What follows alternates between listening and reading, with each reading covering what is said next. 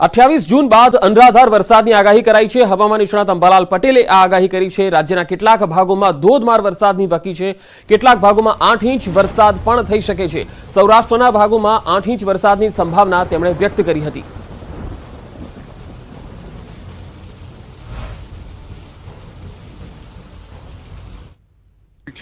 जून पछी वरसादी वहन जबरू आवशे। पश्चिम घाट में शुरू थयेलुं वरसादी वहन अरब सागर में जे कर्नाटक गोवा उपरांत कोकण आ भाग में शुरू थयेलुं पण भीषण वरसादी वहन मुंबई थईने दक्षिण गुजरात में थईने दक्षिण सौराष्ट्र भाग में आवવાની शक्यता रहे छे। અને આ જે વહન છે એ પશ્ચિમ ઘાટમાં મુસળધાર વરસાદ કરશે। કેટલાક ભાગમાં પૂર આવવાની શક્યતા રહેશે। પરંતુ મુંબઈથી આગળ વધેલું આ ચોમાસું આહવાના વરસાદ દક્ષિણ ગુજરાત ભાગોમાં પણ ભારે વરસાદ કરશે। કોઈ ભાગમાં 6 થી 8 ઇંચ કે તેથી વધુ વરસાદ કરશે।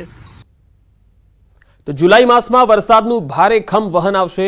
હવામાન નિષ્ણાત અંબાલાલ પટેલે આગાહી કરી છે। અરબ સાગરમાં લો પ્રેશર બની રહ્યું છે। બંગાળ ઉપસાગરમાં ડીપ ડિપ્રેશન બની રહ્યું છે। ભારેથી અતિ ભારે વરસાદની શક્યતા રહેશે।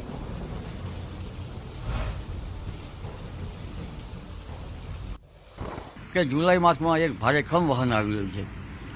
અરબ સાગરમાં બનતા લો પ્રેશરો ડિપ્રેશનો અને બંગાળ ઉપસાગરમાં બનતા ડિપ્રેશનો અને લો પ્રેશરો અને મધ્યમાં બનતા લો પ્રેશરો આ બંનેના કારણે વિશાખાપટ્ટનમથી જતું એક વહન અને અરબ સાગરમાંથી વહન આ બંને વહનો એકબીજામાં ભળી જતા જબરજસ્ત વરસાદ થશે। છોટાઉદેપુરમાં મેઘરાજાએ ધમાકેદાર એન્ટ્રી કરતા નદીઓ ગાંડીતુર બની। કોઝવે પણ ધોવાયા। દક્ષિણ ગુજરાતથી આગળ વધી ચોમાસાએ હવે આખા ગુજરાતમાં અસલી મિજાજ બતાવવાનું શરૂ કરી દીધું છે। ત્યારે છોટાઉદેપુરમાં મેઘરાજા કડાકા ભડાકા સાથે તૂટી પડ્યા।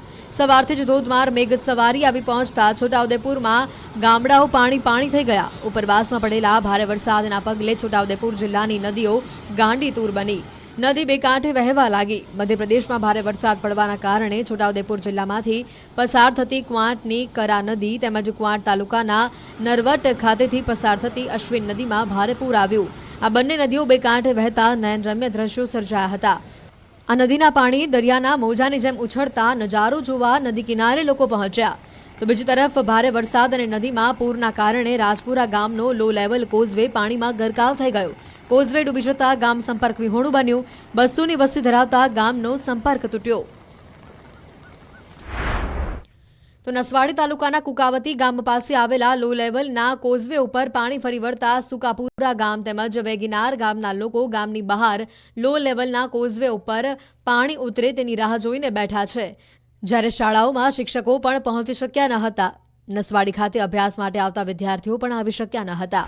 તો આ બાજુ ભારે વરસાદના પગલે બોડેલી તાલુકાના રાજવાસણા ગામ નજીક હેરણ નદી પરનો આડબંધ ઓવરફ્લો થયો।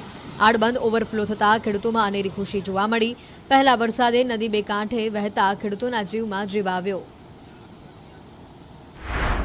તો આ તરફ છોટાઉદેપુરમાં વરસાદ મુશ્કેલી લઈને આવ્યો। સંખેડા તાલુકાનું કરાલી ગામમાં ડાયવર્ઝન ધોવાયું। કોતર ઉપરનું ડાયવર્ઝન ધોવાતા અવરજવર માટે તે બંધ થયું। રસ્તા બંધ થતા 25 ગામોને તેની અસર પહોંચી। તો નસવાડીના જાંબુગોડા ગામે બનેલો નવીન સ્લેબ ડ્રેનનો એપ્રોચ રોડ બેસી ગયો। ભારે વરસાદમાં જ રોડ ધોવાઈ ગયો। રોડ પર ભ્રષ્ટાચારની મોટી તિરાડો પડી જતા લોકોમાં રોષ જોવા મળ્યો। રોડ ધોવાઈ જતા અવરજવર માટે તેને બંધ કરવામાં આવ્યો। 2 કરોડના ખર્ચે બનેલો નવીન સ્લેબ ડ્રેનના લોકાર્પણ પહેલા જ એપ્રોચ બેસી જતા ભ્રષ્ટાચારની બૂમ ઉઠી। 2 મહિના પહેલા જ સ્લેબ ડ્રેનના એપ્રોચ બનાવવામાં આવ્યા હતા। પંચમહાલના પાવાગઢમાં વરસાદી માહોલ જામ્યો છે। ધુમ્મસ છવાતા રોપવે સેવા બંધ કરી દેવાઈ છે। વાતાવરણ ચોખ્ખું થયા બાદ થોડા સમય પછી રોપવે સેવા ફરીથી શરૂ થવાની શક્યતા રહેશે। ભારે ગાજવીજ સાથે વહેલી સવારે અહીંયા વરસાદ પડ્યો હતો અને તેના કારણે રોપવે સેવા હાલ બંધ કરવામાં આવી છે। કારણ કે વાતાવરણમાં ધુમ્મસ છવાયેલું છે, જેના કારણે રોપવે સેવા બંધ કરાઈ છે। જેવું વાતાવરણ ક્લિયર થશે, સ્વચ્છ થશે, રોપવે સેવા રાબેતા મુજબ શરૂ થઈ શકે।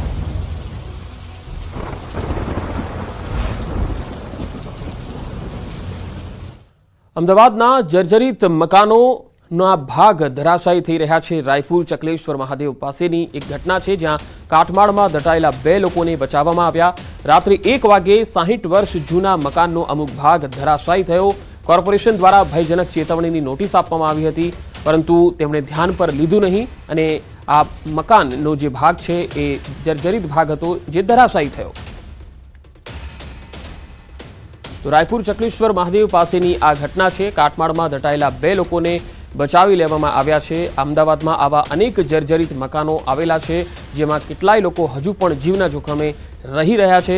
તેમણે ચેતવાની જરૂર છે કારણ કે હવે જ્યારે ભારે વરસાદ અમદાવાદમાં આવશે ત્યારે આવા જર્જરિત મકાનો છે એ ક્યાંય કુદરતનો ભોગ ન બની જાય, કુદરતના પ્રકોપનો ભોગ ન બની જાય એ જોવું જરૂરી છે. હવે વાત કરીશું અરવલ્લી જિલ્લાની. ઉત્તર ગુજરાતના આ અરવલ્લી જિલ્લામાં સવારથી વરસાદી માહોલ જામ્યો છે. જિલ્લાના માલપુરના અણિયોર ગામમાં ધોધમાર વરસાદ પડ્યો. અડધો કલાકમાં 1 ઇંચ કરતાં પણ વધુ વરસાદ ખાબક્યો હોવાના અહેવાલ છે.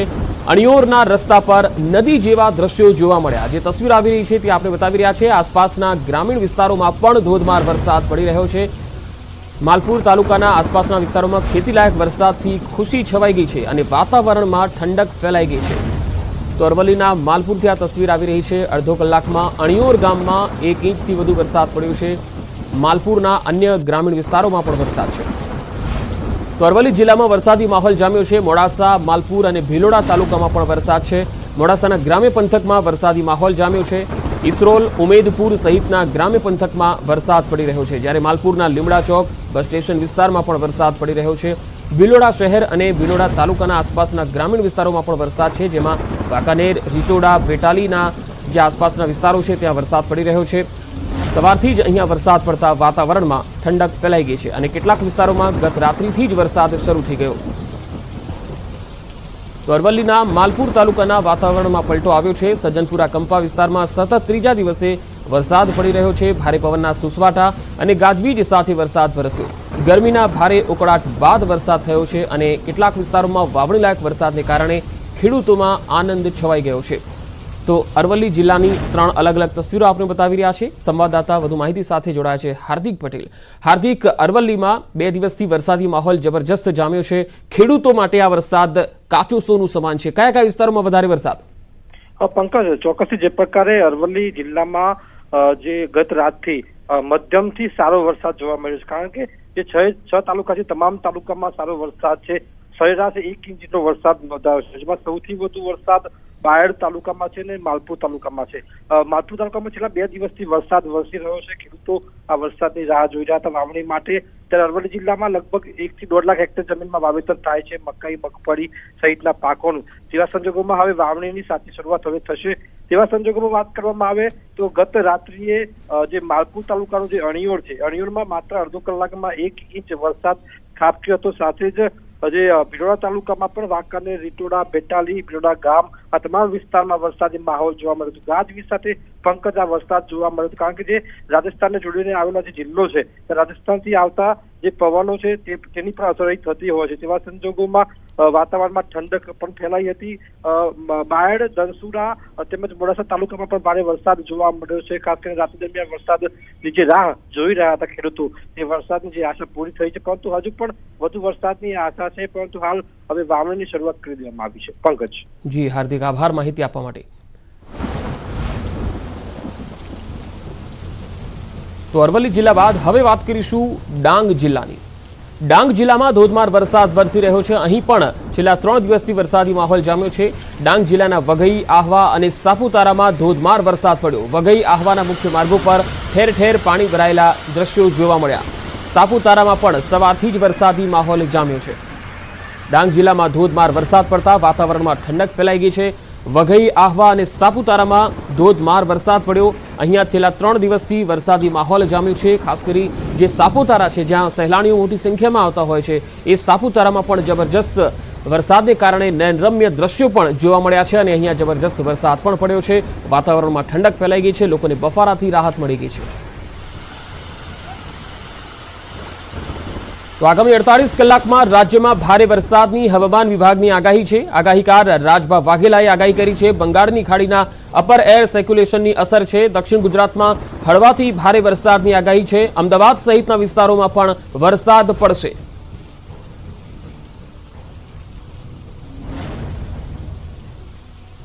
દક્ષિણ ગુજરાતમાં સુરત, વલસાડ, નવસારી, વાપી તેમજ નર્મદા અને ડાંગ જિલ્લામાં 50 થી 60% વિસ્તારમાં છે એ હળવો મધ્યમ અને ઘણા વિસ્તારમાં છે એ ભારે વરસાદ જોવા મળી શકે છે મિત્રો આગામી 48 કલાકમાં। ત્યારબાદ આપણે વાત કરીશું મધ્ય ગુજરાતની। મધ્ય ગુજરાતમાં અમદાવાદ, વડોદરા આ ઉપરાંત ખેડા, દાહોદ, ગોધરા વિસ્તારમાં તેમજ સાથે સાથે ગાંધીનગર વિસ્તારમાં છે એ 40 થી 50% વિસ્તારમાં આગામી 48 કલાકમાં છૂટાછવાયા વિસ્તારમાં છે એ ગાજવીજ સાથે વરસાદ જોવા મળી શકે છે।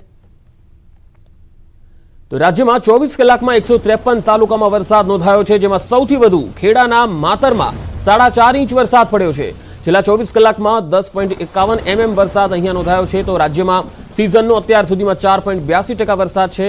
અમદાવાદમાં વરસાદી માહોલ સવારથી જ જામ્યો છે અને કેટલાય વિસ્તારોમાં અમદાવાદમાં વરસાદ પડ્યો છે। ગત રાત્રિથી જ બોપલ, સરખેજ, થલતેજ, મકરબા અને શિવરંજની સહિતના જે વિસ્તારો છે અને પૂર્વના કેટલાક વિસ્તારોમાં પણ રાત્રિથી જ વરસાદ શરૂ થઈ ગયો અને વાતાવરણમાં ઠંડક ફેલાઈ ગઈ। 24 કલાકમાં 153 તાલુકામાં વરસાદ પડ્યો છે। ખેડાના માતરમાં 4.5 ઇંચ એટલે કે સૌથી વધુ 24 કલાકમાં ખેડાના માતર વિસ્તારમાં પડ્યો છે। 4.5 ઇંચ વરસાદ નોંધાયો છે।